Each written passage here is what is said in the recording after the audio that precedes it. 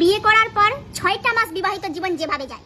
বাবু সোনা কলিজার টুকরা আমার, তুমি কেন খাও নাই? তুমি জানো না তুমি না খাইলে আমার খিদা পায় না?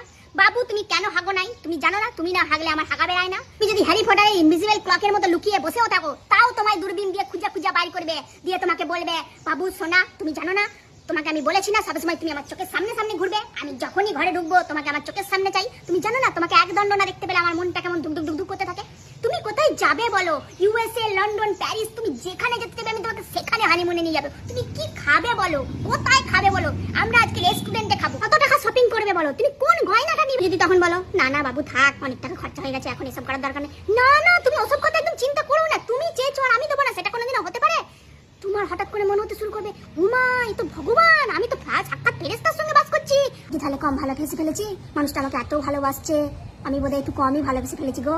তারপরে তো যেই 6টা মাস শেষ হয়ে যাবে আসল খেলা শুরু। তুমি যদি তখন বলো আমার এই ড্রেসটা পছন্দ হয়েছে একটু কিনে দিবে, তখন বললো কি বললেন ড্রেস? অত পয়সা নাই আমার কাছে, এক্ষুনি হানিমুন থেকে ঘুরাইছি, অনেক টাকা জিনিস কিনে নিয়েছি, অনেক টাকা খরচা হয়ে গেছে, এখন আমি এসব খরচা করতে পারবো না। বাজার থেকে দুটো জিনিস নিয়ে আসতে বলো, তখন তোমাকে বলবে এ মাসে আলু ভাতে ভাতি খেয়ে নাও, এ মাসে পকেটের টান আছে, এ মাসে আর বেশি বাজার করতে পারছি না। তোমার মনে হবে মাথায় গাঁটটা মেরে একবার আলু করে দিই, মালা গলায় মালাটা খুলে নিয়ে পালিয়ে যাই, কেন যে একে বিয়ে করতে গেছিলাম, এর থেকে ঢের ঢের ভালো ছেলে আমার কপালে জুটে যেত। এইটাই হচ্ছে বিবাহিত জীবন।